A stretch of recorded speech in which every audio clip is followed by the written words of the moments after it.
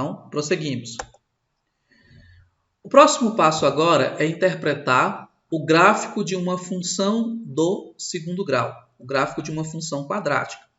E nós temos então que essa função quadrática, dada por essa forma, possui um gráfico que é uma parábola. Tá?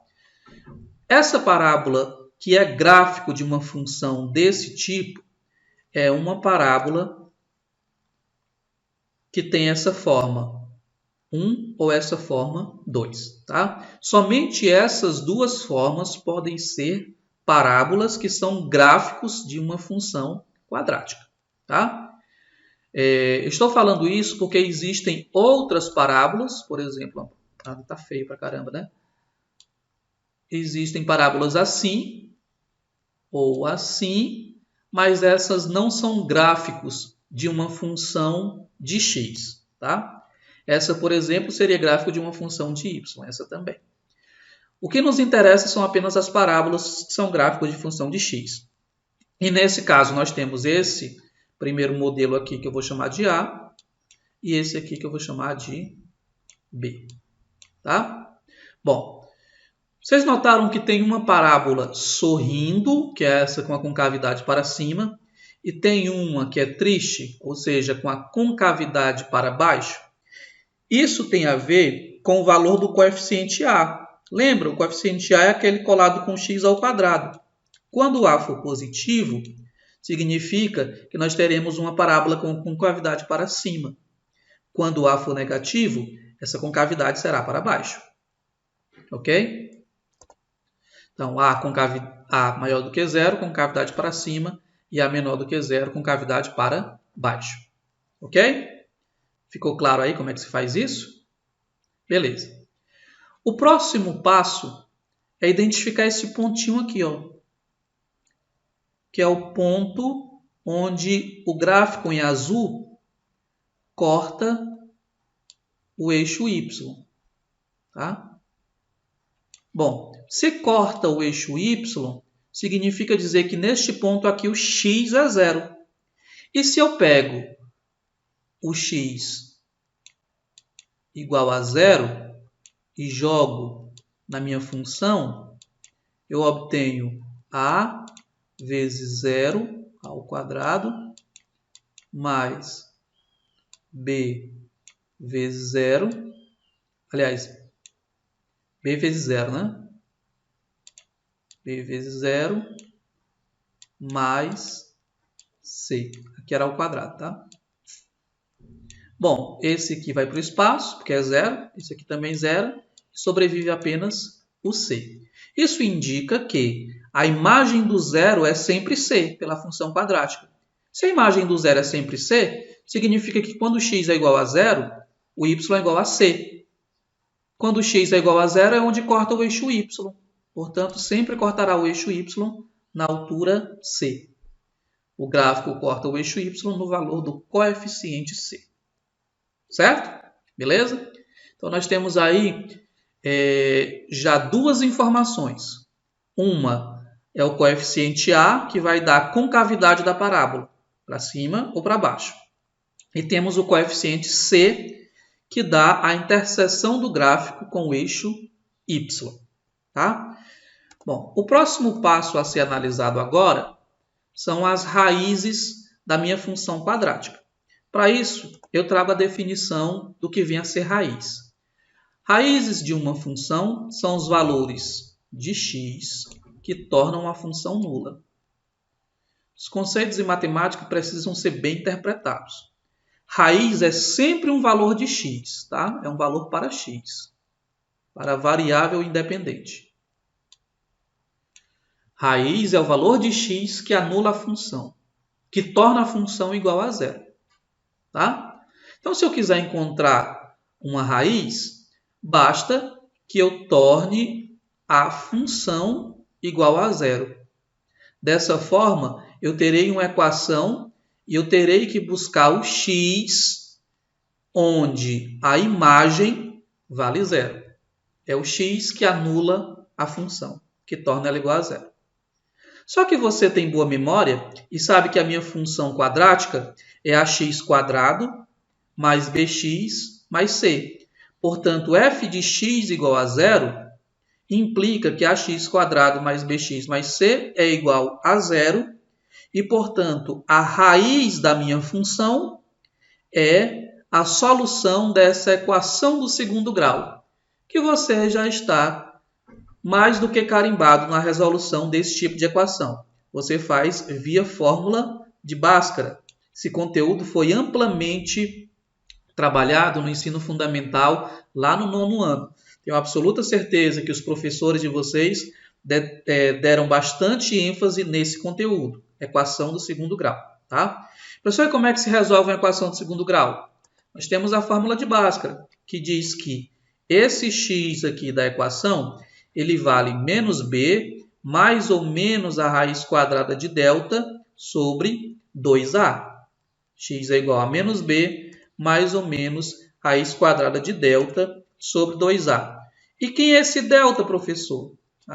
Delta é igual a b2, ou b quadrado, menos 4ac. Vocês percebem que para encontrar o x, depende aqui, ó, do a, do b e do delta. E o delta depende do ABC. Ou seja, a partir do momento em que esses coeficientes assumem números, você consegue calcular as raízes a partir dessa fórmula. Tá? Professor, vamos lá, vamos devagar aqui. Você disse que a raiz é o valor de x que anula a função. Correto. Ora, se x anula a função, significa dizer que o gráfico fica sendo na altura 0 quando x for a raiz. É exatamente isso. Então, as raízes da equação são as abscissas onde o gráfico corta o eixo x. Por que, professor? Por que corta o eixo x? Porque corta o eixo x quando o y é igual a 0. Quando f de x é igual a 0. Ou seja, nas raízes. Tá? Professor, e quantas raízes tem uma equação do segundo grau? Bom, aí depende. Depende de quê, professor? Depende do valor do delta, do discriminante. Tá? Então, é isso que eu tenho para resumir nesse quadro. Quando o delta for maior do que 0, como eu falei anteriormente, nós teremos duas raízes diferentes. E as raízes são justamente os pontos onde o gráfico corta o eixo x. Então, aqui nós teremos as duas raízes. No primeiro caso aqui, nós temos uma parábola côncava para cima, porque o y é positivo. E no segundo caso, na segunda coluna, nós teremos a negativo, parábola côncava para baixo. Mas em ambos os casos, sendo um delta maior do que 0, indica duas raízes reais diferentes. Portanto, o gráfico cortará em 2 pontos. Quando o delta for igual a 0, nós temos uma única raiz. Então, um único ponto para o gráfico cortar o eixo x. E, finalmente, quando o delta é negativo, que é o caso em que nós não temos raízes reais, você percebe que o gráfico não corta o eixo x. Se a concavidade é para cima, ela fica flutuando em cima. E se a concavidade é para baixo, ela fica flutuando na parte de baixo.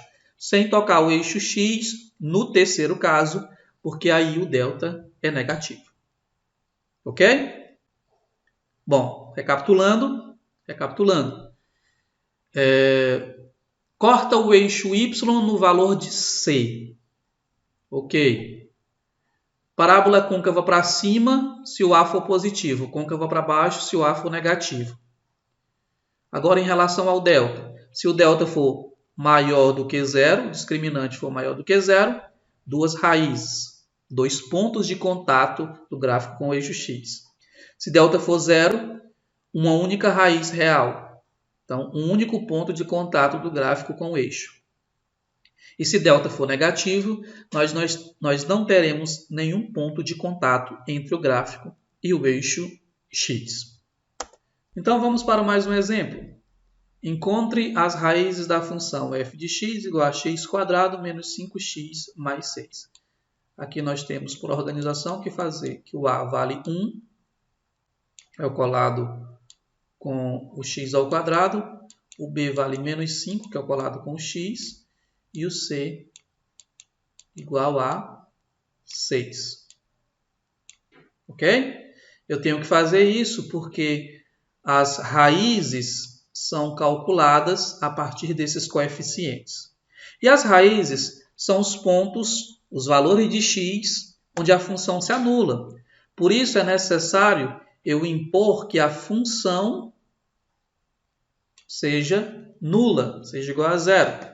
Quando eu faço essa imposição, nasce aqui uma equação do segundo grau. E uma equação de segundo grau nós iremos resolver pela fórmula de Bhaskara, onde o delta é B2 menos 4AC. O valor de B é menos 5, o valor de A é 1 e o valor de C é 6. Então, substituindo esses valores na fórmula, nós ficaremos então com menos 5 ao quadrado, menos 5 ao quadrado, menos 4 que multiplica A, que multiplica C. Menos 5 ao quadrado dá 25. Notem esse jogo de sinais aqui, ó. Menos, mais e mais. Dá menos. 4 vezes 1 é 4, vezes 6 dá 24. Então, 25 menos 24 é igual a 1. Isso significa que a raiz do delta é a raiz de 1, que vale 1. Bom, feito isso, vamos para a fórmula, né? Onde x é menos b mais ou menos raiz quadrada de delta sobre 2a. De novo, substituo esses valores aqui. Notem, aqui nós temos menos b, então ficará menos o menos 5. Menos o menos 5. Mais ou menos a raiz quadrada de delta, que é a raiz de 1. 2 vezes 1, 2a. Tá? Menos o menos 5 dá 5 positivo, porque menos por menos é mais. A raiz de 1 é 1 e 2 vezes 1 é 2.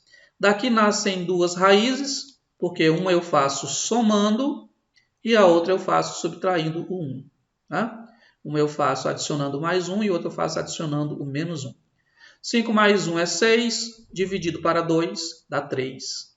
Primeira raiz é 3.